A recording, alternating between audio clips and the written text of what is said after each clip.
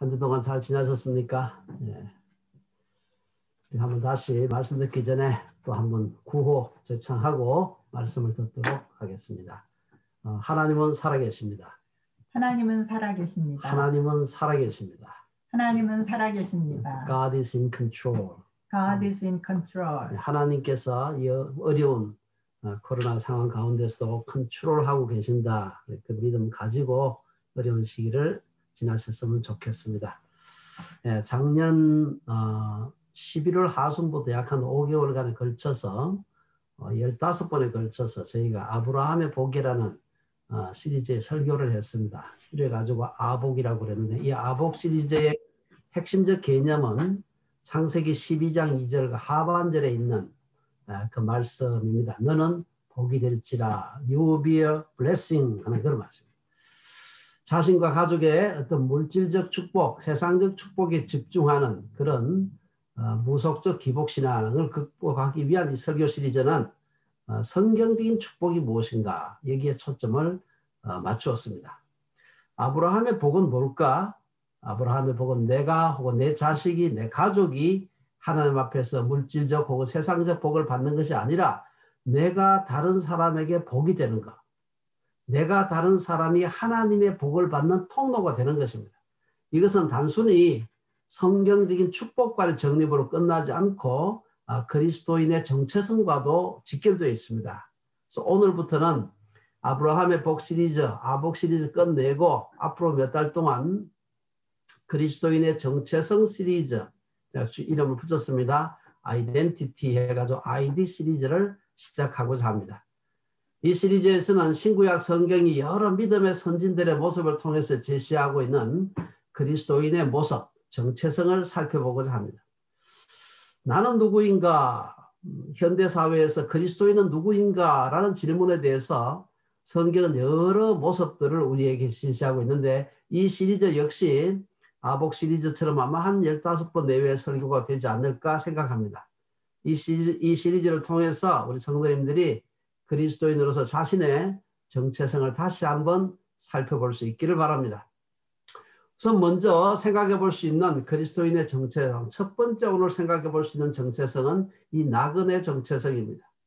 성경에서는 문맥에 따라서 나그네와 거류민 혹은 외국인, 타국인, 이방인, 객 이런 등의 용어를 혼용해서 사용하고 있습니다. 이 외국인이란 말 그대로 하면 고향을 떠나서 외국, 다른 나라에서 살아가고 있는 사람들을 가리키는 말입니다. 그러나 나그네란 말은 꼭 외국뿐 아니라 자기가 태어난 고향이 아닌 그 고향의 삶의 터전을 떠나서 고향이 아닌 곳에서 살아가면서 언제나 내가 고향으로 돌아갈까 귀향을 바라보면서 사는 사람들이라고 할 수가 있습니다. 이 나그네라는 말은 타국인 혹은 이방인 이 중간쯤 되는 존재가 아닌가 그런 생각을 해보았습니다. 이런 여러 용어들이 약간의 뉘앙스의 차이는 있습니다만 크게 다르지 않기 때문에 저는 오늘 본문에 오늘 설교에서는 그냥 나그네란 말로 통일해서 사용하고자 합니다. 흥미로운 것은 창세기 12장 1, 2절에서 우리가 아브라함의 그 복을 얘기하면서 많이 인용을 했습니다. 이 구절에서 소개하는 아브라함의 복의 전제 조건도 뭔가 하면은 먼저 나그네가 되라는 것이었습니다. 12장 2절 창세기 12장 2절에서 하나님이 아브라함에게 너는 복이 될지라 이 축복을 하시기 전에 요구하신 것은 12장 1절에서 너는 너의 고향과 친척과 아버지의 집을 떠나 내가 네게 보여줄 땅으로 가라는 명령이었습니다.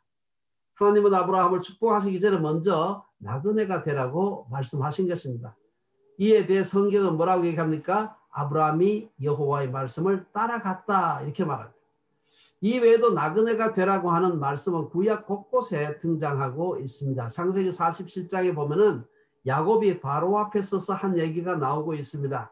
거기서 보면은 야곱이 내 나그네의 생활이 130여 년이었다. 이렇게 고백하고 있습니다. 레위기 25장에서 하나님은 이스라엘 백성들을 두고 너희는 거류민이요 동거하는 자로서 나와 함께 있다. 이렇게 말씀하셨습니다. 역대상 29장에도 보면은 우리는 우리 조상들과 같이 주님 앞에서 이방 나그네와 거류민들이라고 했습니다. 또한 이것을 신약에서도 여러 차례 나오는데요. 신약의 여러 기자들 중에서 특별히 우리 오늘 본문에서 두 번째 본문에서 읽었습니다만 이 베드로는 그리스도인의 정체성으로서 나그네 정체성을 강조했습니다. 베드로전서를 시작하면서 베드로는 예수 그리스도의 사도 베드로는 본도, 갈라디아, 갑바도기아, 아시아와 비두니아에 흩어진 나그네들에게 편지한다. 이렇게 되어 있습니다. 오늘 본문에서도 베드로는 거류민과 나그네 같은 너희를 권한다. 베드로전서 2장 11절 그렇게 얘기하고 있습니다. 또 히브리서 기자는 아벨, 에녹, 노아, 아브라함과 같은 믿음의 선진들이 이 땅에서는 외국인과 나그네임을 증언했다. 그렇게 말하고 있습니다. 오늘 성경에서 나그네의 의미는 또한 이스라엘의 모습을 설명하기 위해서도 사용되고 있습니다. 애굽에서 나그네로 살아가던 이스라엘 백성들은 하나님이 약속하신 가나안 땅으로 돌아가는 그런 소망 속에 살았습니다.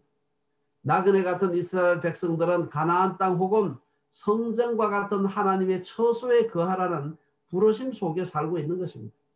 하나님은 늘 출애굽한 이스라엘 백성들에게 너희가 애굽에서 나그네로 지낸 것을 늘 기억하라. 그렇게 말씀하셨습니다. 성경에 나타나는 나그네와 관련된 기술은 두 가지로 나누어 볼 수 있습니다. 하나는 나그네로 사는 것, 즉 나그네가 어떤 존재인지에 대한 교훈입니다. 또 하나는 그런 나그네를 대하는 당신, 너의 태도는 어떠해야 하는가, 여기에 대한 교훈입니다. 그래서 자신에 대한 내가 나그네의 정체성을 가지고서 어떻게 살아가고 있나, 그리고 내 주변에 나그네로 살아가는 사람을 어떻게 대해야 되는가, 이 두 가지가 나그네와 관련된 성경의 가르침입니다. 그래서 먼저 이 나그네 정체성에 대해서 이제 살펴보겠습니다. 성경은 나그네로 살아가는 그리스도인들의 모습 혹은 하나님의 백성들의 모습을 몇 가지로 묘사하고 있습니다. 우선 생각해 볼 수 있는 것은 나그네로 살아간다는 것은 힘들다는 사실입니다. 여러분 우리 속담에 그런 말이 있어요. 집 떠나면 고생이다. 그런 말이 있습니다. 먼저 그래서 나그네의 삶 자체가 힘듭니다. 야곱이 요셉의 초청을 받아가지고 애굽으로 내려가서 바로 앞에 섰을 때 아까 말씀드린 대로 바로 앞에서 뭐라 그랬습니까? 내 나그네 길의 세월이 130년이다. 내 나이가 얼마 못 되니 우리 조상의 나그네 길의 연조에 미치지 못하나 그 다음에 험악한 세월을 보내었나이다. 험악한 세월을 보냈다. 우리가 잘 아는 아브라함은 족장이었습니다. 당시로서는 굉장히 힘이 있는 족장, 요즘으로 말하면 재벌이었죠. 그런데도 그가 그의 아내 사라가 죽었을 때 사라를 묻을 매장지가 없었다 그랬습니다. 그래서 그가 헷 족속에게 사라의 매장지, 묘터를 구할 때 자신을 가리켜서 자기는 나그네로 당신들 중에 사는 사람이다. 보면은 나는 당신들 중에 나그네여 거류하는 자이니 당신들 중에서 내게 매장할 소유지를 주어 내가 나의 죽은 자를 내 앞에서 내어다가 장사하게 하시오. 그렇게 얘기하고 있습니다. 나그네의 삶을 살던 이삭은 블레셋 사람의 시기를 받았을 때 그의 우물을 몇 차례나 양보했습니다. 말이 양보죠. 사실은 뺏긴 것이죠. 힘든 것입니다. 또한 블레셋에서 기여한 이때라는 사람이 압살롬의 반란으로 쫓겨가는 다윗을 따라가겠다고 했습니다. 그러니까 다윗이 지금 내 형편이 나그네로 지내니 지금 쫓겨가는 거니까 나그네로 지내는 것이죠. 나그네로 지내니 날 따라오지 말라 이렇게 만류하는 걸 볼 수가 있습니다. 나그네라는 것은 힘이 들다. 이것은 신약에서도 마찬가지입니다. 한 서기관이 예수님 말씀을 듣고 감동해서 예수님 따라가겠다 했을 때 예수님께서 마태복음 8장에서 여우도 굴이 있고 공중에 새도 거처가 있으되 인자는 머리 둘 곳이 없다 라고 하시면서 만류했습니다. 하나님을 믿는 성도들을 두고 베드로는 이 땅에서 나그네로 있을 때를 두려움으로 지내라 그렇게 권면했습니다. 또한 베드로는 사랑하는 자들아 거류민과 나그네 같은 너희를 권하노니 영혼을 거슬러 싸우는 육체의 정욕을 제어하라 이렇게 했습니다. 이처럼 나그네로 산다는 것은 힘이 드는 일입니다. 두 번째, 나그네로 사는 사람은 세상 일에 지나치게 관여하지 않는다. 유다가 유대 지방이 심한 가뭄으로 고통을 당할 때에 예레미야 선지자가 하나님 앞에 기도하는 내용이 예레미야 14장에 나오고 있습니다. 거기 보면은 이스라엘의 소망이시여 고난당한 때의 구원자이시여 하나님이죠. 어찌하여 이 땅에서 거류하는 자같이 하룻밤을 유숙하는 나그네와 같이 하시나이까. 그렇게 얘기하고 있어요. 이 땅에서 거류하는 자같이 하룻밤을 유숙하는 나그네와 같이. 왜 그렇게 보고 있느냐 이 말이에요. 이 땅에서 잠시 거류하는 자나 하룻밤을 유숙하는 나그네는 그 땅의 고통에 대해서 비교적 초연합니다. 여행하면서 하룻밤 묵어가는 여간방의 벽지가 어떻고 방의 구조가 어떻고 이런 등등에 너무 많은 관심을 갖지 않는다는 것입니다. 저도 많이 여행을 하고 여간방에 많이 잡았습니다만은 뭐 그 별로 신경을 쓰잖아요. 한 가지 냄새만 안 나면 괜찮습니다. 예. 저는 요즘 유튜브에서 넘쳐나고 있는 좌우파 사이의 정치 이념 논쟁을 보면서 많은 생각을 해봅니다. 자기는 애국한다고 그러는 것 같은데 그로 인해서 유튜브에 정오가 넘치고 있습니다. 그러다 보니 가짜뉴스도 판을 치고 있고요. 게다가 정오가 심할수록 용어가 격할수록 더 많은 사람들이 시청을 하고 더 많은 광고 수입이 생기기 때문에 더 자극적으로 정오를 부추기고 있습니다. 마치 자기가 아니면 나라가 곧 망할 것처럼 떠드는 사람들을 보면 저 사람이 인생이 나그네 길임을 모르는구나. 시편 기자도 답답하고 힘든 일이 많았던 것으로 보입니다. 하지만 그때마다 시편 기자는 하나님께 호소했습니다. 여호와여 나의 기도를 들으시며 나의 부르짖음에 귀를 기울이소서. 내가 눈물 흘릴 때 잠잠하지 마옵소서. 나는 주와 함께 있는 나그네며 나의 모든 조상들처럼 떠도나이다. 떠도나이다. 세 번째 나그네는 지나치게 소유권을 주장하지 않습니다. 나그네로 사는 사람은 과도하게 소유권을 주장하지 않습니다. 땅이 좁은 나라에서 오랫동안 살았던 한국인들에게 땅은 특별한 의미가 있습니다. 내 앞으로 등기가 되어 있는 땅은 영원히 내 소유인 것처럼 생각합니다. 하지만 잠시 이 세상의 나그네로 거류민으로 살아가는 사람에게 땅은 어떤 의미일까요? 구약에서 토지 문제를 가장 길게 다루고 있는 것이 바로 레위기서 25장입니다. 이 레위기 25장에 보면 하나님은 이스라엘 백성들에게 뭐라고 얘기합니까? 토지를 영구히 팔지 말 것은 토지는 다 내 것임이니라. 너희는 거류민이요 동거하는 자로서 나와 함께 있느니라. 너희는 주인이 아니고 거류민이요 동거하는 자로서 영구히 거주하는 자가 아니라 잠시 동거하는 자로서 나와 함께 있다. 이렇게 말씀했습니다. 제가 어떤 교수님은 정년 퇴직한 후에 책을 버리지 못해가지고 결국 아파트를 한 채 세를 냈습니다. 그분은 어릴 때 가난한 집에서 부산에서 태어나서 서울대학을 나오고 미국 가서 박사학위를 하시고 그리고 서울의 유수한 사립대학에서 평생 재직하셨습니다. 그러니까 젊을 때 돈이 없으니까 책을 한 권 살 때마다 얼마나 힘들게 샀는지 몰라요. 근데 그야말로 손때 묻은 피 같은 돈을 주고 산 책을 은퇴하고 난 뒤에 버릴 수가 없는 것입니다. 지금 그분은 80이 넘었는데 도저히 책을 버릴 수가 없었습니다. 사모님도 서울의 사립대학에 교수하시다가 은퇴하셨는데 이 책 때문에 그 아파트를 한 채 더 렌트를 하셨어요. 그러니까 사용도 하지 않는 책을 보관하느라고 매달 많은 돈이 지출되니까 너무나 안타까워서 사모님이 힘들어하는 것을 제가 보았습니다. 제가 사실 그 얘기를 들은 지가 몇 년 지났기 때문에 아마 지금쯤은 무슨 해결책을 마련하셨을지도 모릅니다. 예. 뭐 하여튼 제 얘기 같아서 죄송하지만 몇몇 분들 알고 계시듯이 저는 요즘 저의 인생 출구 전략을 세우고 있습니다. 그래서 지난 한 주 동안 저에게 있어서 가장 귀중한 자료들을 다 이제는 없애야 되겠다 생각을 하고 있습니다. 그래서 지난 40년 동안 제가 밤낮 정말 꿈에도 잊지 못하면서 제가 공부했던 창조론 연구를 위해서 모았던 모든 자료들을 한국 침례교신학대학에 기증하기로 결정을 했습니다. 아마 화석이 한 400여 점, 학술지가 한 200 몇십 권, 도서 한 500권, DV 같은 시청각 자료 한 200점 뭐 이런 정도인데요. 이 자료들 외에도 앞으로 침신대가 창조론 연구와 교육의 중심이 되도록 하기 위해서 제가 힘쓸 수 있는 한 지원하려고 합니다. 침신대에서는 이 자료들을 기초로 창조신학 박물관을 만들어서 많은 사람들이 사용할 수 있도록 준비하고 있습니다. 기증품들 하나하나를 제가 모으기 위해서 여러분 아시는 대로 제가 전 세계를 다니면서 얼마나 많은 돈과 시간을 사용했는지 모릅니다. 그런 거 생각하면 그 한 개 한 개가 마치 살점과 같아요. 한 개 사실 중요한 화석들 하나하나는 그걸 누구에게 준다고 하는 것은 그 팔 수가 없어요. 누구에게 주면 좋지 팔 수는 없는 겁니다.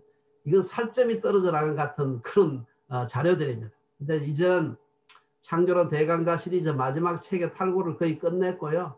창조론 오픈 포럼 잡지 편집장도 몇 주 전에 다른 사람에게 물려주었습니다. 이제는 제가 그것들을 더 이상 갖고 있을 합리적인 이유가 없어진 것입니다. 제가 그렇게 애지중지하고 정말 제 모든 것을 바쳐서 구했던 것들이지만 이제는 용도가 끝났습니다. 그러니까 이제 용도 끝나면은 아무리 중요한 것도 짐이 되는 것입니다. 창조론 자료 외에도 저희 몇천 권의 책들은 에스와티니 기독교 의대에 기증을 하려고 생각하고요. 한국어 책들은 우리 뷰나 다른 기관에 기증하려고 합니다. 인생의 마지막 우리가 출구 전략을 세워야 되는 것입니다. 두 번째 우리가 생각해 볼 수 있는 것은 이런 나그네를 대하는 태도입니다. 내가 나그네로 산다는 것도 중요하지만 내가 나그네로 사는 사람을 대하는 태도 굉장히 중요합니다. 우리가 나그네의 삶을 살 때 모습에 대해서 구약은 곳곳에서 나그네를 대하는 태도에 대해서 말하고 있습니다.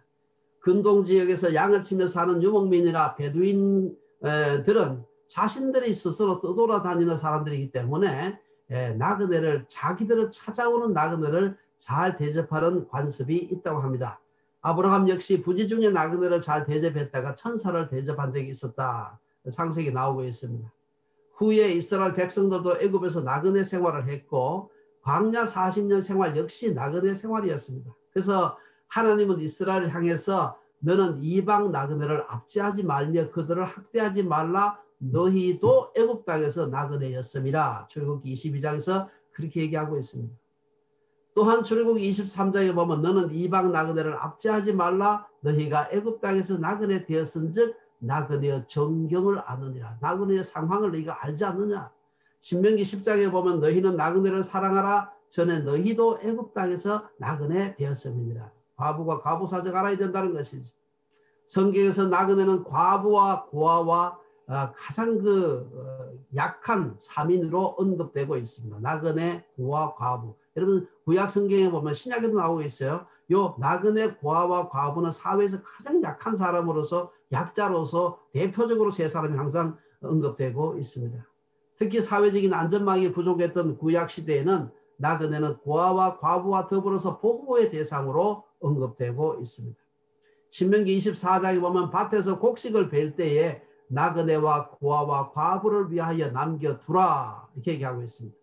욥기에서 욥은 나그네가 거리에서 자지 아니하도록 나는 행인에게 내 문을 열어주었다. 그렇게 말하고 있습니다. 스가랴 선지자는 과부와 고아와 나그네와 궁핍한 자를 압제하지 말며 서로 헤아리고 마음에 도모하지 말라. 고아와 과부와 나그네. 이 외에도 나그네들을 고용해서 일을 시키더라도 안식일 되면 그들도 쉬게 하라. 또 나그네들도 어떤 억울한 일이 있어서 재판을 받을 때 공평한 재판을 받게 하라. 나그네들을 위해 추수할 때 이삭과 열매를 남겨두라. 이런 얘기가 구약 곳에 나오고 있습니다. 또한 율법은 매 3년마다 구제의 11조를 드리는데 이때 구제의 11조를 통해서 혜택받는 사람들 중에는 나그네들도 있게 하라고 신명기 26장에서 얘기하고 있습니다. 선지자들도 곳곳에서 나그네에 대한 하나님의 명령을 백성들에게 가르쳤습니다. 말라기 선지자는 과부와 고아를 압제하며 나그네를 억울하게 하는 자를 속히 심판하시겠다라고 했습니다. 또한 성경에는 아브라함이나 롯 혹은 욥 이런 사람들은 나그네를 극진히 대접해서 복을 받은 대표적인 사람들로 등장하고 있습니다. 나그네를 돌보는 데 대해서는 신약도 마찬가지입니다. 예수님도 나그네를 대접하는 삶을 중요하게 가르치셨습니다. 제가 한 번 더 말씀을 드리겠습니다. 제자들도 나그네를 대접하는 삶을 강조했습니다. 로마서라든지 갈라디아서, 디모데전서에 나오고 있습니다. 디도는 디도서에서 오직 나그네를 대접하며 선행을 좋아하며 신중하며 의로우며 거룩하며 절제하나.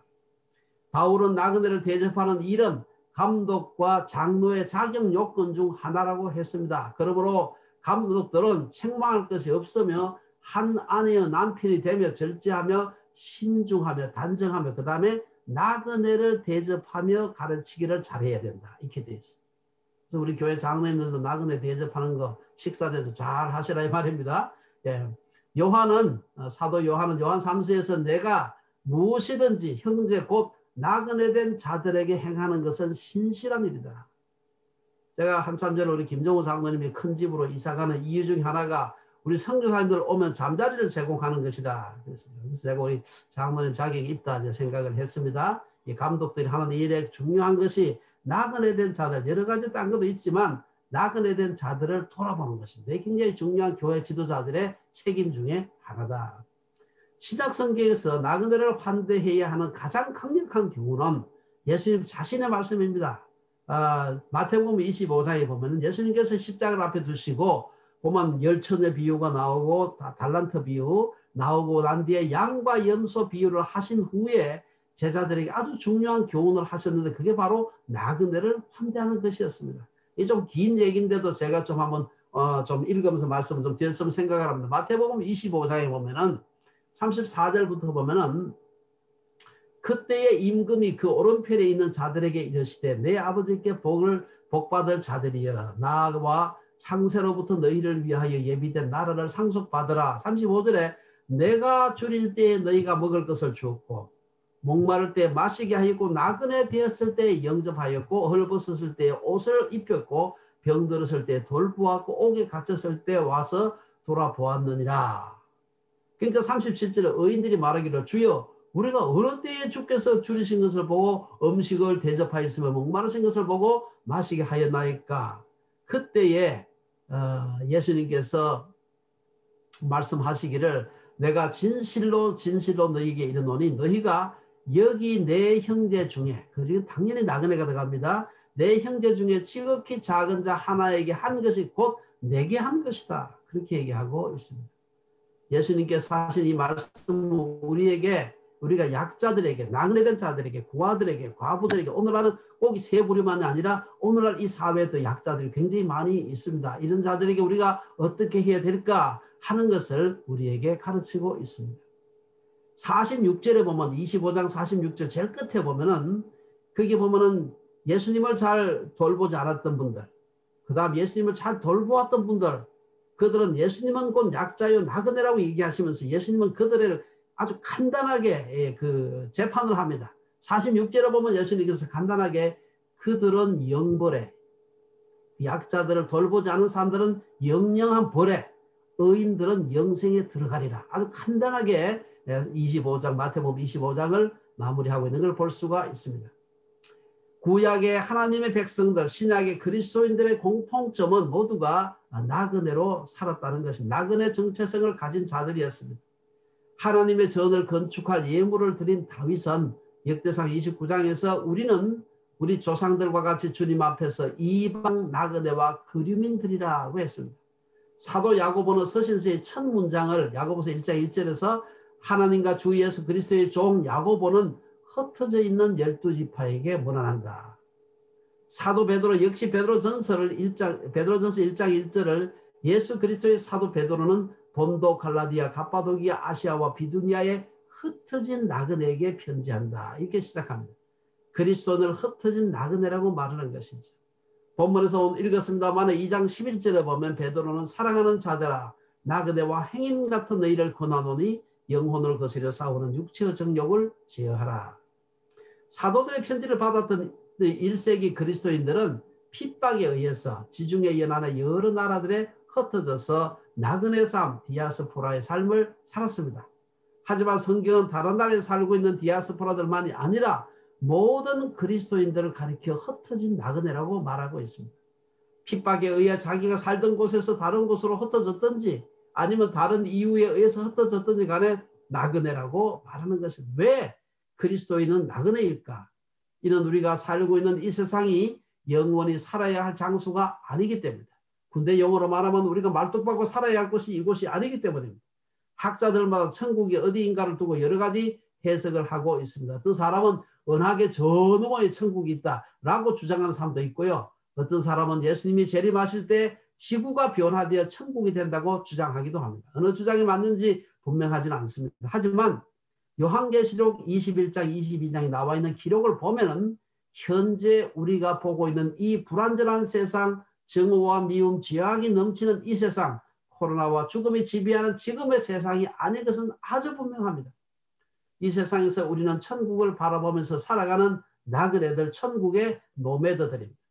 이민으로 유학생으로 살아가는 우리 주민 성도들은 나그네로 사는 것이 무엇인지 제가 길게 설명할 필요가 없습니다. 날마다 삶으로 피부로 경험하고 있기 때문입니다. 여러분 영어가 부족해서 문화와 관습이 서툴러서 얼마나 불편한지 모릅니다. 남 모르는 사람으로부터 전화를 받을 때마다 긴장하지요. 여러분은 긴장하는 것이 아닙니다. 20수년 살아던 저도 긴장합니다. 영주권을 진행하고 있는 분들은 불안정한 지위 때문에 얼마나 스트레스를 받는지 모릅니다.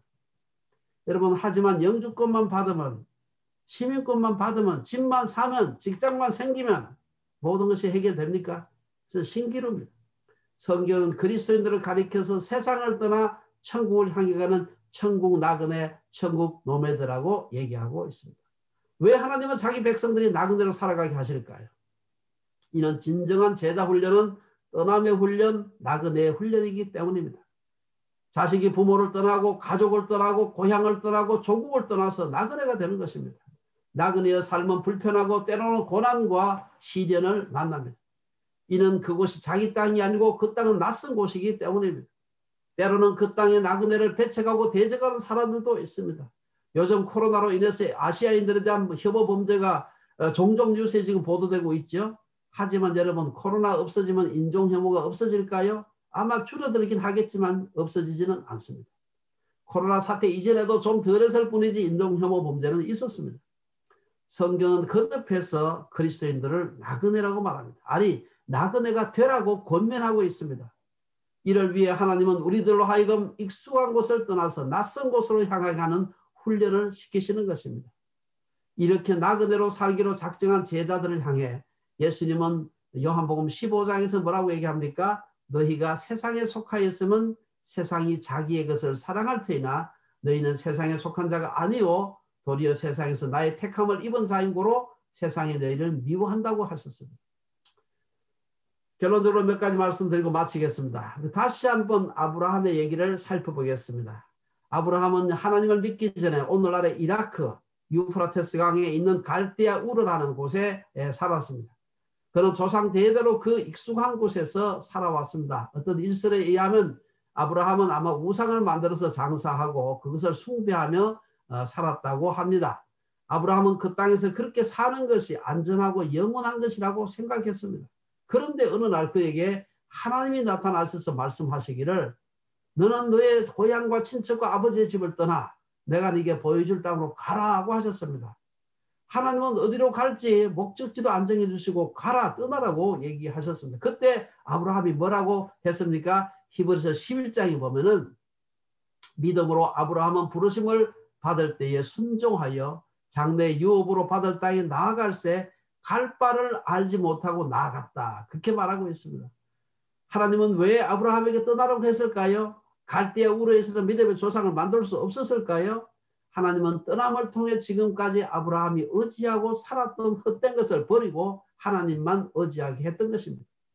갈대아 우르라는 성과 도시, 친척과 아버지가 제공해 줄 것 같았던 거짓된 안전에 대한 환상을 깨고 하나님만이 진정한 안전을 제공하시는 분임을 배우게 하려고 그렇게 했던 것입니다.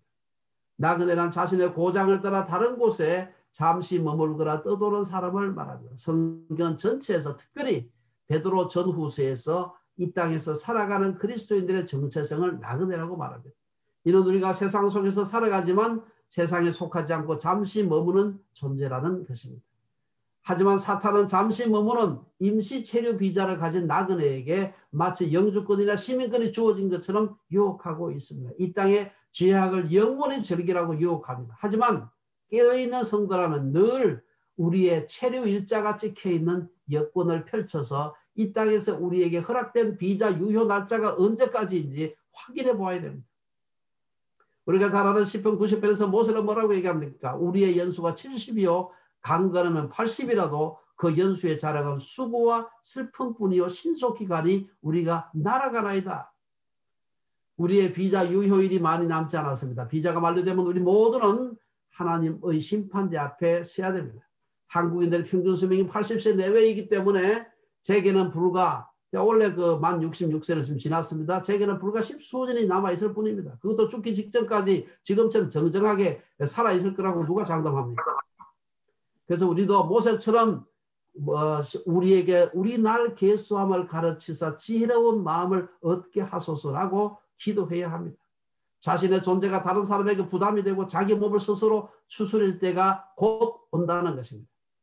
그때까지 나는 어떻게 사는 것이 바르고 현명할까? 바울은 고린도전서 10장에서 그런즉 너희가 먹든지 마시든지 무엇을 하든지 다 하나님의 영광을 위하여 하라고 했습니다.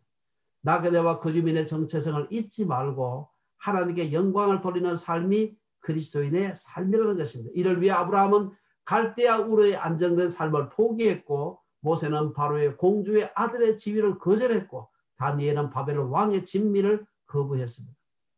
빌립보 교회에 보내는 편지에서 바울은 우리의 시민권은 하늘에 있는지라 거기로부터 구원하는 자 곧 주 예수 그리스도를 기다린다고 했습니다. 천국의 시민권자로서 이 땅에서 나그네의 삶을 담대하게 사는 우리 주빌리 성도들 되시기를 기원합니다. 기도하겠습니다.